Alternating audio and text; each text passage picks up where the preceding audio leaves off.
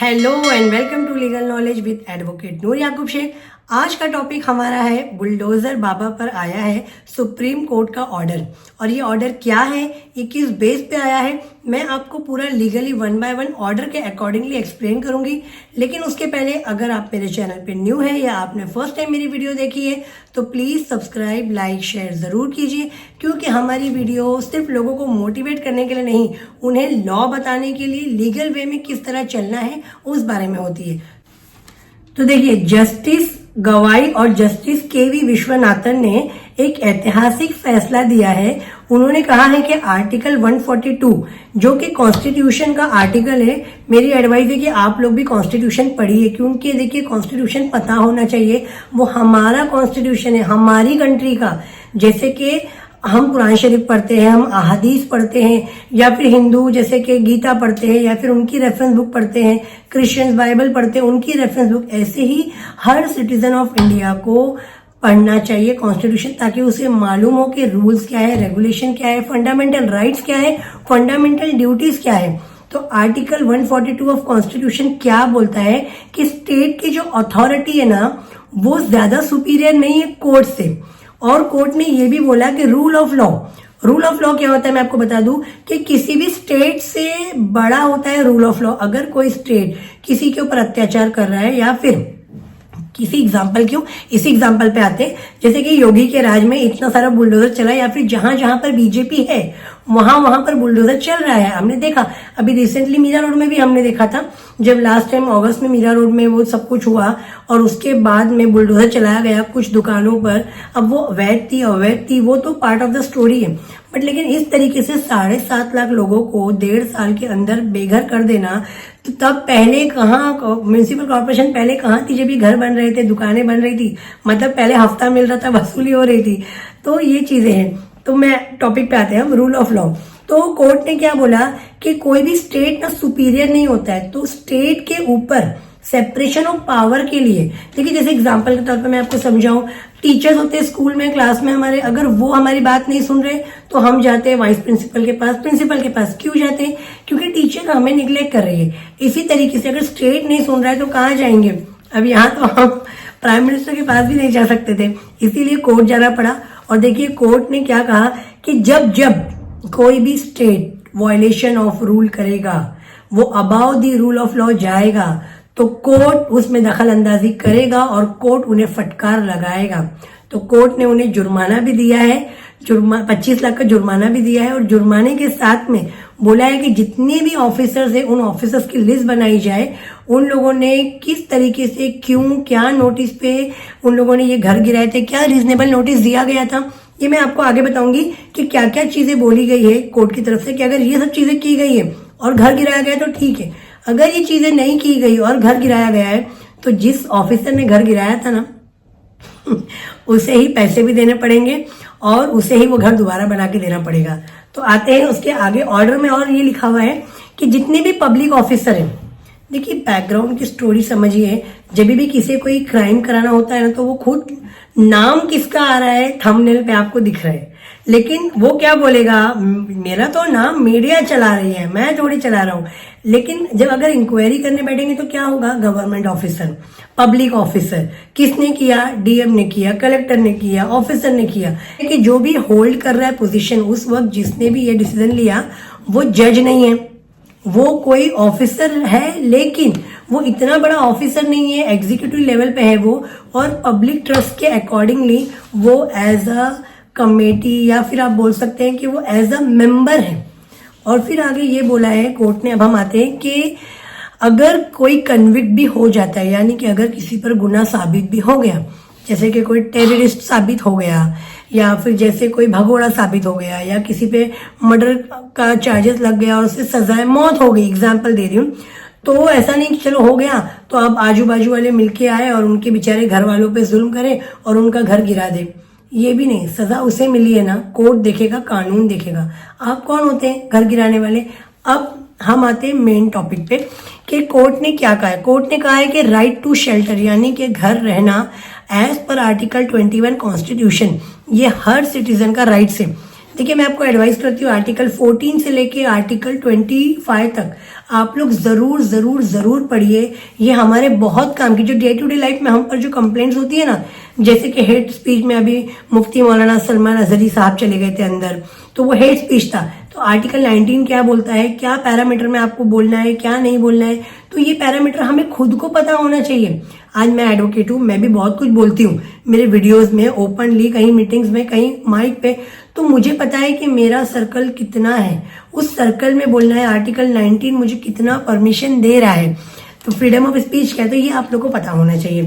अगर आपको नहीं पता और आप चाहते हैं कि मैं इस बारे में वीडियो बनाऊं तो जरूर कमेंट कीजिएगा। आगे आते हैं, अब कोर्ट ने क्या बोला है, बोलते ना फोकस करने वाली चीज है कि अगर अब फ्यूचर में भी तुम किसी का घर डेमोलिश करो, अब तो हो गया पास्ट का, पास्ट में जितने भी घर डेमोलिश किए सबको रीस्टोर करना है और सबको कंपनसेशन भी देना है, सबके घर दोबारा बना के देना है, और अब फ्यूचर में कोई भी घर इस तरीके से डेमोलिश नहीं करना है।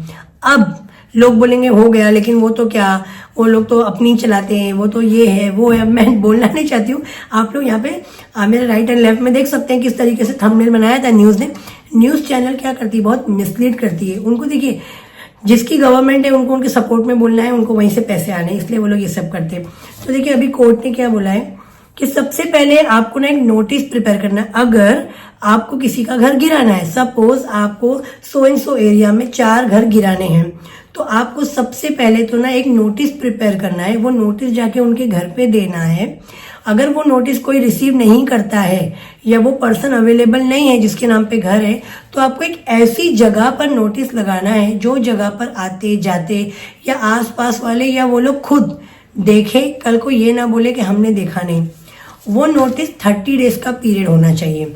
उस नोटिस में क्या क्या होना चाहिए, कितना हिस्सा इलीगल है, कब तक उन्हें वो हिस्सा खुद से गिरा देना है, और नहीं गिराते हैं तो उनको हियरिंग है, यानी कि अब उनकी सुनवाई होगी। आके डायरेक्ट रातों रात बुलडोजर नहीं चला देंगे, तो उनकी एक डेट दी जाएगी कि ये डेट पे आपकी सुनवाई है। ये हो गया नोटिस, इसे कहते हैं रीजनेबल नोटिस। अब नोटिस के बाद क्या बोला है कोर्ट ने कि सबसे पहले तो ना आप लोग एक पोर्टल बनाइए, वेबसाइट, जिस पर पूरी लिस्ट अवेलेबल होगी। जैसे अभी कोर्ट्स की वेबसाइट है, हमें मालूम करना है किसी के ऊपर कितने केसेस है, कितने चार्जेस है, या अगर जैसे कंपनीज वगैरह चेक करती है किसी को जॉब पे रखने के पहले, तो वो पोर्टल के थ्रू चेक करती है। ऐसे हम लोग कुछ भी चेक कर सकते हैं, जैसे यूट्यूब एक हमारे पास है, गूगल है, हमें जो भी इन्फॉर्मेशन चाहिए मिल जाती है। ऐसे ही बोला गया है कि एक पोर्टल बनाइए, वो पोर्टल के ऊपर आप ये सारी इन्फॉर्मेशन इनपुट कीजिए और उनके अपडेट्स भी डालिए कि ये डेट को नोटिस मिल गया, ये डेट को हियरिंग है। अब जो नोटिस होगा, ये भी हो सकता है कि बहुत बहुत कालाकांडी करते हैं, तो कोर्ट को पता है कि ऐसा नहीं हो कि कल को ना मेरे ऑर्डर का मिसयूज करें, बोल देंगे कि ऑर्डर तो 2 महीना पहले ही बन गई थी, बैक डेट में कर देंगे। बैक डेट में बहुत कुछ होता है गवर्नमेंट डिपार्टमेंट में। तो बोला गया है कि आप जो भी डेट को जाके नोटिस चिपका कर आ रहे हैं ना, उसका फोटो क्लिक करना है, उसका एक डुप्लीकेट कॉपी लेना है। आप जब नोटिस लेकर जाएंगे तो वहां आपका सीनियर आपके साथ होना चाहिए, यानी कि जो भी है वहां का डेप्यूटी या डीएम जो भी है उसे लेकर जाना है, और फिर वो लेकर जाएगा कलेक्टर ऑफिस में। कलेक्टर उसके ऊपर एक और एक्नॉलेज करेगा कि हाँ मुझे आज पता चला। देखिए कितना रिकॉर्ड मेंटेन हो रहा है ना, मतलब वहां डेट, ये डेट सारी मैच होगी। तो अगर हम आरटीआई फाइल करेंगे आगे चल के तो हमें सब कुछ मिल जाएगी इन्फॉर्मेशन।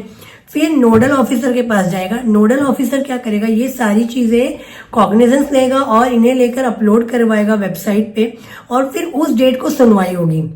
अब उस डेट को अगर बंदा नहीं आता है तो उसे एक और डेट दी जाएगी सुनवाई के लिए, और अगर फिर भी नहीं आता है तो रीजनेबल पॉइंट्स बनाए जाएंगे कि क्यों उसका घर गिराना चाहिए और कितना हिस्सा गिराना चाहिए। ये एक स्टोरी होगी। अब अगर उस डेट पे वो पार्टी पहुंच जाती है, यानी कि वो ओनर पहुंच जाता है, जो भी है, मतलब मदरसे का ओनर हो, कोई बिल्डिंग का ओनर हो, घर का ओनर हो, कहीं कोई भी ओनर हो, वो पहुंच जाता है जिसका अवैध कंस्ट्रक्शन बताया गया है, तो उसकी प्रॉपरली हियरिंग होगी और उस हियरिंग के ना मिनट्स लिखे जाएंगे। उसमें हर एक चीज लिखी जाएगी, इतने बजे ये पर्सन आया, ये एडवोकेट लेकर आया, ये इंडिविजुअली आया, इसका कंटेंशन ये था, इसने ये आर्ग्यू किया है, हमारा ये आर्ग्यू है, इस बेस पे इसे घर तोड़ना चाहिए, इसका इस बेस पे नहीं तोड़ना चाहिए, कौन सा रूल ये वायलेट कर रहा है। उसमें 2 चीजें सुप्रीम कोर्ट ने हाईलाइट की है।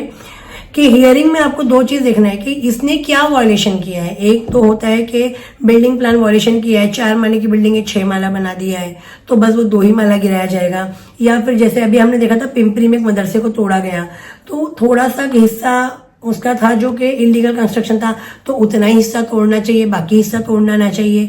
या फिर इसकी वजह से इसने किसी स्कूल की या किसी पार्क की या किसी हॉस्पिटल की यानी कि गवर्नमेंट की जगह पे कब्जा कर लिया है, या फिर इसने किसी और का हक मारा है, तो इन चीजों को भी आपको देखना पड़ेगा। और ये सारे पैरामीटर, यानी कितना मुश्किल हो गया ना, अब नहीं है वो जमाना कि तुम बुलडोजर लो और चलो तोड़ने के लिए। तो अब ये सारी कार्रवाई करनी पड़ेगी और उसी के बाद आप चला पाएंगे बुलडोजर, वो भी प्रॉपर गाइडलाइंस और इंस्ट्रक्शन के साथ। आई होप आपको कोर्ट का ऑर्डर समझ में आ गया होगा। तो जमीयतुल उलमा हिंद से लेकर 12 नवंबर तक जितने भी ट्रायल चले और जो भी ऑर्डर आई, और इस ऑर्डर को मैंने आपके सामने दे दिया है। आपको इस बारे में और भी डिटेल जाननी है और इन्फॉर्मेशन जाननी है तो आप सुप्रीम कोर्ट की ऑर्डर 90 पेज की है, उसे डाउनलोड कीजिए।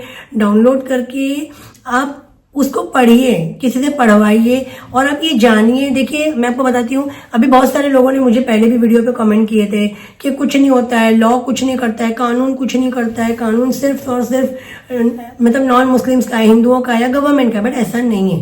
देखिए जमीयतुल उलमा हिंद तो मुसलमानों की है ना, APCR तो मुसलमानों के एसोसिएशन का हिस्सा है ना। तो फिर अगर आप किसी भी लड़ाई को कानून की वे में लड़ते हैं ना तो आप जरूर जीतते हैं।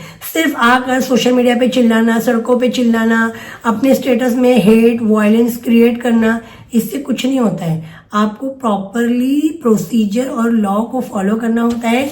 जजमेंट आता है, भले लेट आता है, इसी तरीके से आता है। अगर आपके भी साथ ऐसा कोई अनजस्ट हुआ है, आपका भी कोई हिस्सा इलीगल कंस्ट्रक्शन है या फिर झूठ बोलकर आपको नोटिस आया है या फिर आपका घर गिराया है, आपके आसपास की मस्जिद, आपके आसपास का कोई मदरसा या आपके सराउंडिंग में कोई भी गुरुद्वारा, मंदिर या कोई ऐसा रिलीजियस प्लेस, होलीएस्ट प्लेस गिरा दिया गया है या गिराने के लिए नोटिस आया है और आपको कोई हेल्प नहीं कर पा रहा है, तो आप मुझे कांटेक्ट कर सकते हैं, ईमेल कर सकते हैं, मेरी वेबसाइट के थ्रू मुझ तक पहुंच सकते हैं, मुझे कॉल कर सकते हैं। आई होप आपको वीडियो पसंद आई होगी। पसंद आई है तो लाइक शेयर सब्सक्राइब जरूर करना और जरूर उन सबको शेयर करना जो लोग ये ऐसे मतलब इस तरीके के अनजस्ट से परेशान थे। ये जो बुलडोजर बाबा ने जो आतंक मचाया था और उस आतंक की वजह से लोगों का बोलते ना मोरल डाउन हो गया था कि अब हमारा क्या होगा, कुछ भी हो, लोग डरते थे, कुछ भी हो हमारा घर गिर जाएगा, कुछ भी हो हमारा घर गिर जाएगा। बहुत सारी मेरी अपॉइंटमेंट्स यूपी से बुक हुई, जिनमें एक मैटर तो एंगेजमेंट का था, उसमें वो बंदा इतना डरा हुआ था, उसने पहले मुझे ईमेल किया, लास्ट ईयर किया था, और ईमेल के बाद जब मैंने उससे बात की वो इतना डरा हुआ था कि मैडम अगर मैं उन लोगों की बात नहीं मानता हूँ, लड़की वालों की, तो मुझे डर है कि वो लोग मेरा घर गिरवा देंगे। मतलब इतना हैबत और डर बिठाया था। अब क्या रही इज्जत, क्या बची, कुछ नहीं बची। तो मिलते हैं अगली वीडियो में ऐसी इन्फॉर्मेशन के साथ।